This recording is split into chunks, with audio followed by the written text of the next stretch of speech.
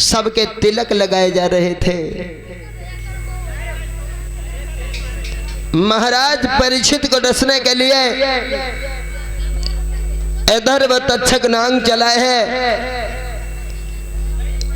तो इधर से जब वो तक्षक नांग चला है भाइयों, और इधर से गुरु धन्वंतर जो थे वे महाराज परीक्षित को जिंदा करने के लिए चले। आप लोग हमारी बात पे थोड़ा गौर करेंगे। इधर से महाराज परीक्षित को डसने के लिए वो तक्षक नांग चला है, और उधर से गुरु धन्वंतर चले हैं 1400 चेला लेकर के साथ में। सामने से आ रहे हैं, तब तक तक्षक नांग ने देखा, आवाज लगाई, धन्वंतर ओए कहां जा रहे हो? तो कहा है मैं महाराज परीक्षित को डसने के लिए जा रहा हूं। तक्षक नांग कहने लगा तुम जिंदा करने के लिए जा रहे हो और मैं डसने के लिए जा रहा हूं। सामने वृक्ष खड़ा है, आओ हमारे तुम्हारे दो दो हाथ यही हो जाएं पहले। और सोनू कश्यप हरदोई से, और ये सोनू कश्यप हरदोई से भगवान के चरणों में सादर 101 मुद्राएं समर्पित कर रहे हैं। और ये पंकज भैया की तरफ से भगवान के चरणों में सादर 101 मुद्राएं समर्पित हो रही हैं। जीवन मंगल में हो, माँ भगवती की कृपा बनी रहे। आज वह तक्षक नांग चला है महाराज परीक्षित को डसने के लिए, और धन्वंतर महाराज परीक्षित को जिंदा करने के लिए चले। तक्षक नांग कहने लगा, अगर महाराज धन्वंतरी वहां पहुंच गए तो परीक्षित जिंदा हो जाएंगे और श्रृंगी ऋषि का दिया हुआ श्राप झूठ हो जाएगा। आज हमारे भगवत प्रेमियों हुआ ऐसा, एक सामने वृक्ष खड़ा था, उसी वृक्ष के ऊपर तक्षक नांग ने फुसकार लगाई, और जब फुसकार लगाई तो पेड़ जल के राख हो गया। और धन्वंतर ने नजर उठा करके जैसे ही देखा, सोई वो पेड़ जो था वो हरा भरा हो गया। मतलब धन्वंतर की जहां तक नजर जाती थी, कितना भी विषैला कोई सर्प हो उसका विष काम नहीं करता था। पेड़ ही नहीं चौतरफा का वो खगमंडल में हाल हुआ, पर धन्वंतर की नजरों से बेहरा भरा तत्काल हुआ।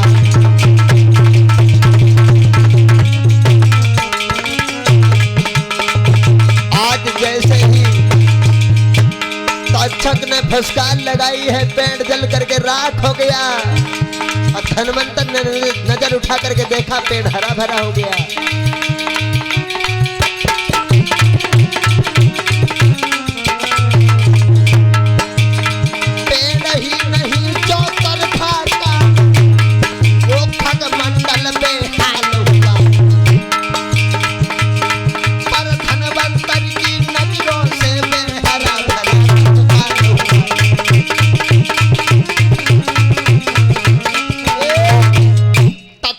फुसकार लगाई, पेड़ जल के राख हो गया, और धन्वंतर ने नजर उठा करके देखा, पेड़ हरा भरा हो गया। अब तक्षक नांग यह सोच रहा है, अगर गुरु धन्वंतरी वहां पहुंच गए तो महाराज परीक्षित जिंदा हो जाएंगे, श्रृंगी ऋषि का दिया हुआ श्राप झूठ हो जाएगा।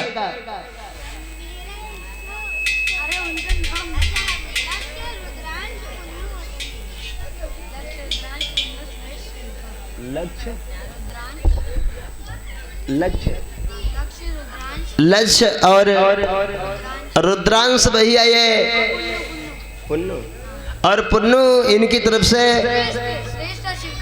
और श्रेष्ठ और सेविका की तरफ से कितने रुपए हैं? भगवान के चरणों में सादर 201 मुद्राएं समर्पित हो रही हैं। जीवन मंगल में हो, माँ भगवती की कृपा बनी रहे। लॉटरी लगाना है, और इन छोटे छोटे भाई लोगों का कहना है कि हमारी भी लॉटरी लगा दीजिए। अच्छा हाँ, हेलो, और ये रुद्रांश भैया और श्रेष्ठ भैया और लक्ष्य भैया, आइए हम भगवान से कामना करते हैं सदा ही जीवन में खुशियां आती रहें। और पुन्नू सेविका, इनके सभी के लिए हम भगवान से कामना करते हैं। इनका कहना है कि लॉटरी खोल दीजिए। बिल्कुल खोलेंगे।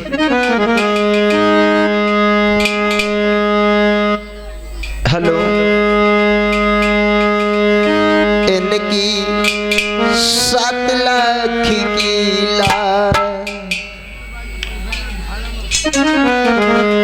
इनकी 7 लाख की लॉटरी खुलवाई दे दुर्गे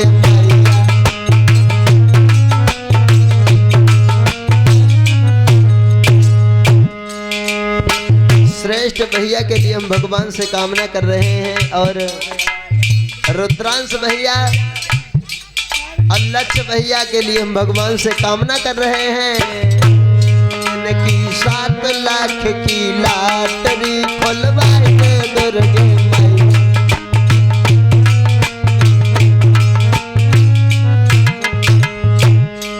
खुलवाई दे दुर्गे मैया,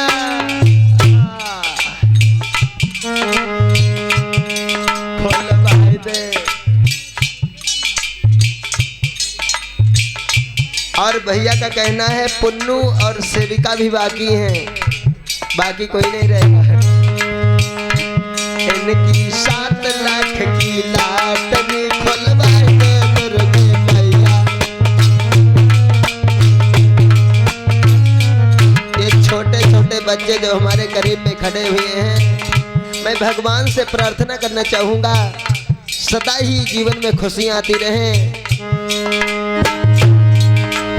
और पढ़ लिख के ये विद्वान हो जाएं और अच्छी सी सर्विस मिल जाए। और इनके बाद उसके बाद इन तीनों भैया को जल्दी से ब्याह हो जाए।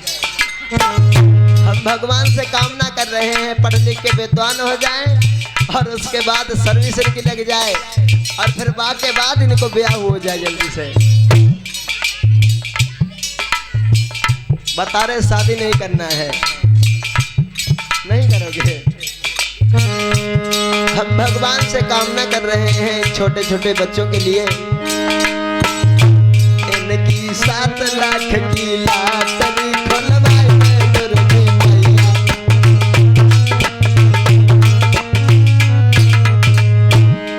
खुलवाई दे दुर्गे मैया, खुलवाई दे दुर्गे मैया। इनकी 7 लाख की लॉटरी खुलवाई दे दुर्गे मैया।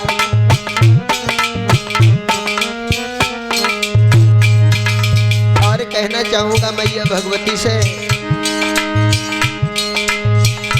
इनके गले में चैन पड़ी हो,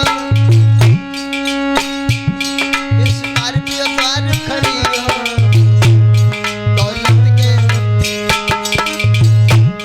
दौलत के भर भंडार खुलवाई दे दुर्गे मैया।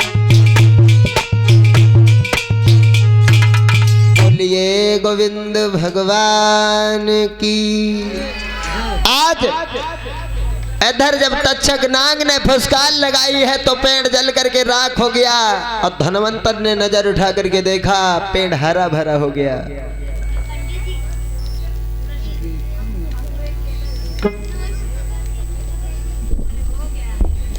केला रखा है क्या? देखो अच्छा अच्छा।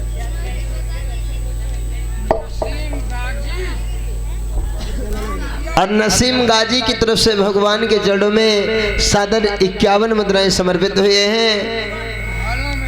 जीवन मंगल में हो, थोड़ा रुक जाइए फिर बाद में।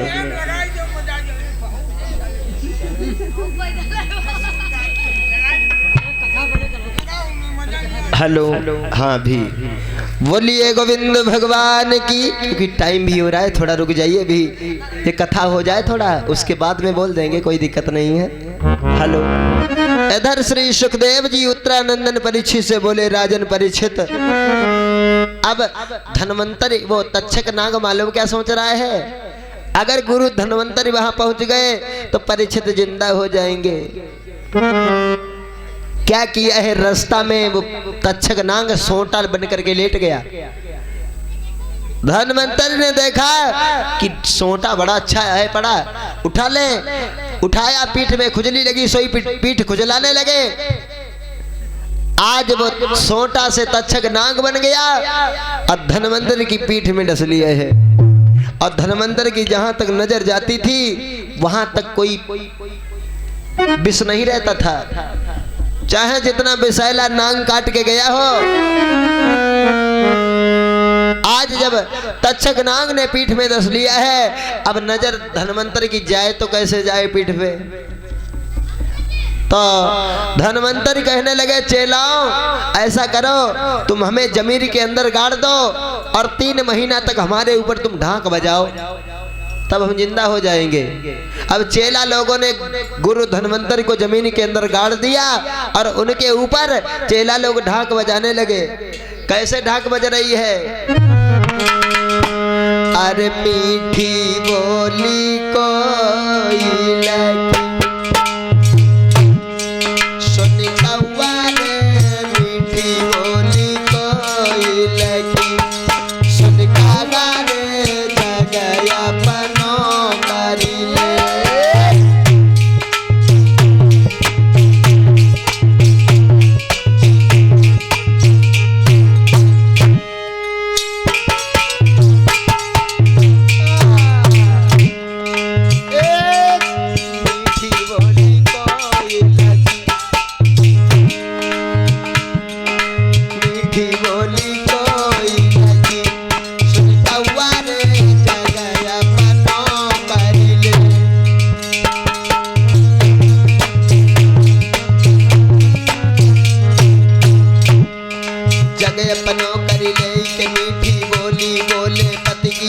सताई कले जो हर पल ही छोले, जगह अपनो कर ले के मीठी बोली बोले, पति की याद सताई कले जो हर पल ही छोले।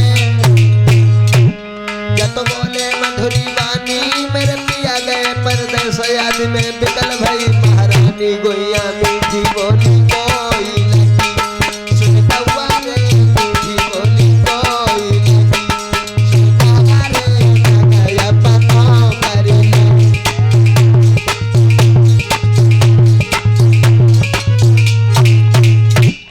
आज तक्षक कहने लगा है, बिना मतलब में चिल्ला रही हो, कहा है बिना मतलब के चिल्ला रहे हो तुम लोग, अरे कोई जमीन में गाड़ने से जिंदा होता है, कहा इन्हें उखाड़ो। आज तक्षक नाग ने गुरु धन्वंतरी को जमीन से उखड़वाया। धन्वंतरी कहने लगे, मूर्खों तुमने मुझे जमीन से उखाड़ लिया, अब हम जीवित नहीं बचेंगे। कहा गुरुदेव कोई उपाय है, कहा हाँ उपाय है। कहा मेरे शरीर को काट काट करके ले लो और 7 मटकियों में उबालने के लिए रख दो, और उसके बाद में तुम 1400 खा जाना हमारे मांस को, तुम 1400 धन्वंतरी बन जाओगे। और गुरु धन्वंतरी कहने लगे, अरे हुई 1400 धन्वंतरी,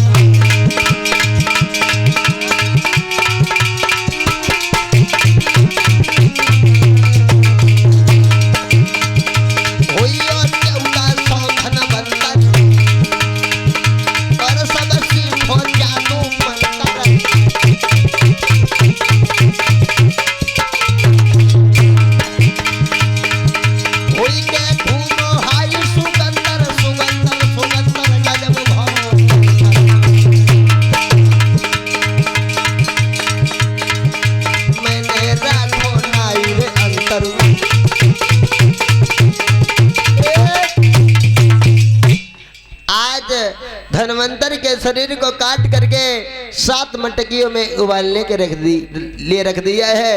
अब जब मांस गुरु जी का उबलने लगा तो तक्षक नाग ने सोचा ये क्या हो रहा है।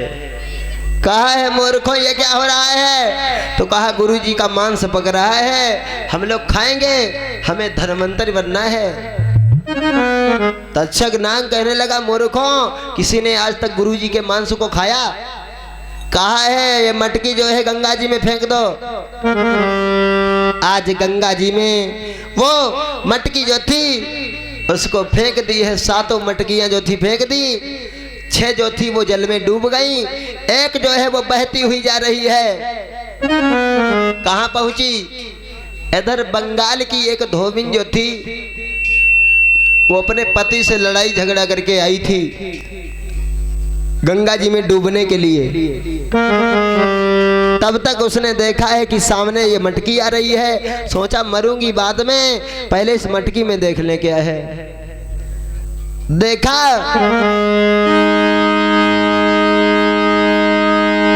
हड्डिया पड़ गई हाथ, खुशी भोगा तहिया आमिष को लवो पहचान रे, धोबिन ने फौरन खाया।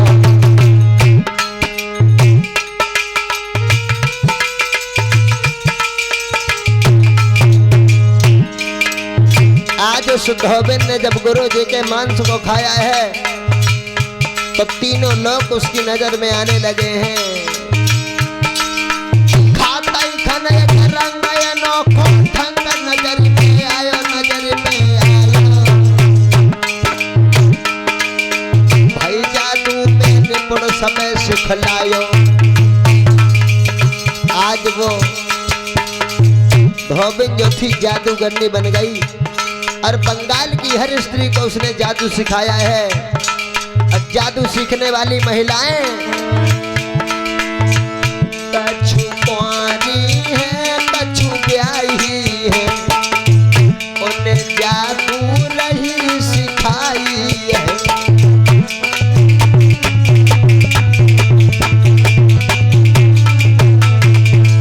कछु कुंवारी है, कछु ब्याही है, उन्हें जादू रही सिखाई है।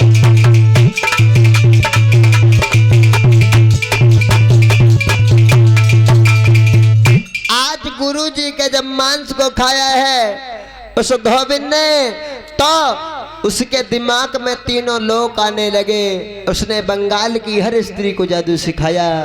जादू सीखने वाली महिलाएं जो है वो कुछ कुंवारी हैं, कुछ ब्याही भी हैं। और जब वो जादूगरनी बन गई, इस तरह से हमारे उत्तर प्रदेश से ये जादू जो था ये बंगाल के लिए चला गया। पहले अपने उत्तर प्रदेश में ही जादू था। इधर तक्षक नाग महाराज परीक्षित को रसने के लिए फूल बन गया और परीक्षित के हाथ में जब पहुंच गया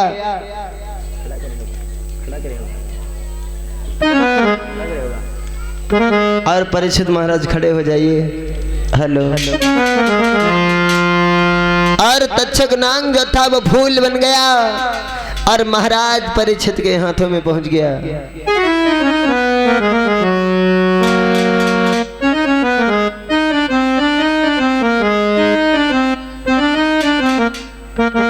हेलो। नाक तक भूल जाते जाते,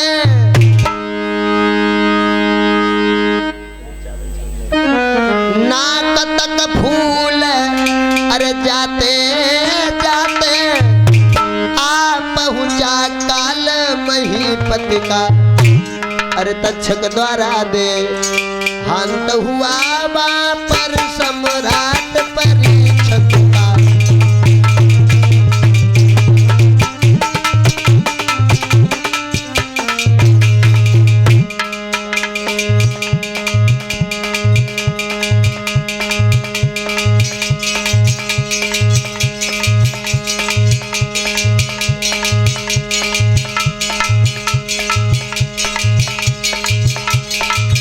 नाक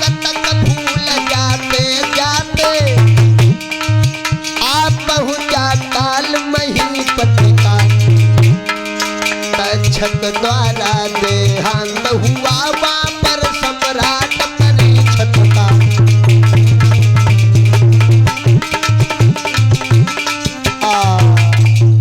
और जगह छोड़ करके बैठ जाइए दूसरी जगह पे, पीछे वहां पे मत बैठना, दूसरी जगह बैठ जाइए।